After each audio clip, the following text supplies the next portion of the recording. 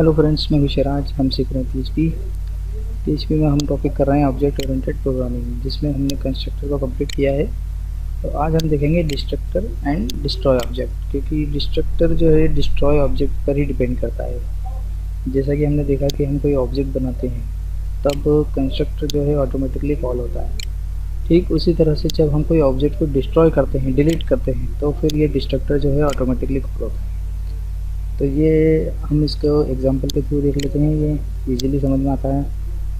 तो हम आगे आते हैं। यहाँ पर आप देख रहे हैं कि मैंने क्लास बनाई थी अकाउंट, जिसमें मैंने कंस्ट्रक्टर बनाया था एक इसी क्लास के नाम से, और इसमें मैंने 2 आर्गुमेंट पास किए थे। तो ये तो हमारा कंस्ट्रक्टर है, क्योंकि मैंने यहाँ पर एक ऑब्जेक्ट बनाया है, तो यहाँ से कंस्ट्रक्टर कॉल हो रहा है और फिर उसके बाद मैंने डिपॉजिट मेथड को कॉल किया।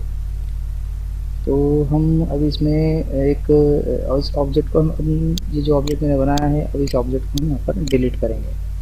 ठीक है, तो उसके पहले हम सबसे पहले यहाँ पर डिस्ट्रक्टर डिफाइन कर देते हैं। तो यहाँ पर मैं लिखूँगा फंक्शन और __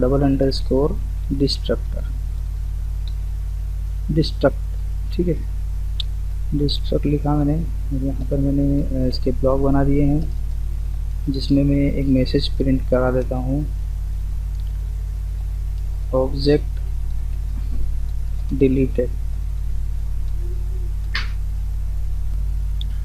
तो यहाँ पर हम एक मैसेज दे देते हैं कि जब भी हम कभी किसी ऑब्जेक्ट को डिलीट करेंगे तो ये डिस्ट्रक्टर ऑटोमेटिकली कॉल होगा और फिर हमें ये मैसेज दिखाई देगा। ठीक है, तो ये हमारे लिए समझने के लिए बहुत ही अच्छा है एक एग्जांपल। तो यहाँ पर हमने एक ऑब्जेक्ट बनाया जिसमें कंस्ट्रक्टर ऑटोमेटिकली कॉल हो रहा है, जो कि हम देख रहे हैं, और फिर ये हमारे ग्लोबल वेरिएबल में वैल्यू असाइन हो रही है और वो प्रिंट भी हो रही है। ठीक है, फिर जब हम यहाँ पर एक ऑब्जेक्ट डिलीट करेंगे तो ये जो डिस्ट्रक्ट है ये ऑटोमेटिकली कॉल होगा। तो यहाँ पर हम ऑब्जेक्ट बनाते हैं, तो ऑब्जेक्ट को हम यहाँ पर डिलीट करते हैं, सॉरी बनाते नहीं है, बना तो चुके हैं। जैसे इस ऑब्जेक्ट को हम डिलीट करना चाहते हैं, तो यहाँ पर हम डिलीट करने के लिए हमने एक मेथड देखी थी अनसेट। ठीक है, तो ये अनसेट मेथड यूज़ में आएगी यहाँ पर। तो यहाँ हम डायरेक्ट इसे लिखेंगे डॉलर और OBJ हमारा ऑब्जेक्ट का नाम, दैट्स इट।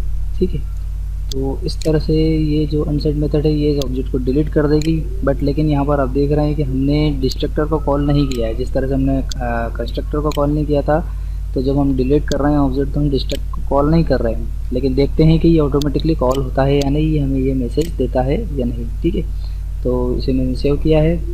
अब आते हैं हम इंटरनेट एक्सप्लोरर पे। यहाँ पर हम इस फाइल को कॉल करते हैं। तो ठीक है, देखिए यहाँ पर ये बता रहा है कि कंस्ट्रक्टर 25 की वैल्यू बता रहा है। ठीक है, तो ये बिल्कुल हमारे जो पिछले एग्जांपल की तरह जो चल रहा है। यहाँ पे जैसे इसने 10 + 25 कर दिया, तो इसने सबसे पहले 25 को शो कर दिया, फिर 37 कर दिया क्योंकि डिपॉजिट को कॉल किया था फिर हमने, तो डिपॉजिट में इसने ऐड कर दिया हमारा अमाउंट जो हमने दे रहे थे, वहाँ से फंक्शन से पॉज कर रहे थे। और फिर जब हमने यहाँ पर हमारे ऑब्जेक्ट को डिलीट किया, तो ये देख रहे हैं आप कि यहाँ से ऑब्जेक्ट को डिलीट किया, तो हमने तो सिर्फ एक अनसेट मेथड कॉल की थी जिसमें हमने ऑब्जेक्ट को डिलीट कर दिया, लेकिन इसने ऑटोमेटिकली डिस्ट्रक्टर को भी इसने ऑटोमेटिकली कॉल किया और हमारे इस ऑब्जेक्ट को इसने परमानेंटली डिलीट कर दिया। तो ये एक तरह से बहुत सही मेथड होती है जो कि पूरी तरह से ऑब्जेक्ट को डिलीट कर देती है और हमारी मेमोरी फ्री हो जाती है। तो लेकिन हम ऐसा कर सकते हैं, लेकिन इसका करने से पहले हमको ये चेक करना होता है कि ये ऑब्जेक्ट किसी दूसरे ऑब्जेक्ट में वैल्यू तो दे नहीं रहा है, या इस ऑब्जेक्ट के थ्रू हम कोई और वैल्यू एक्सेस तो नहीं कर रहे हैं।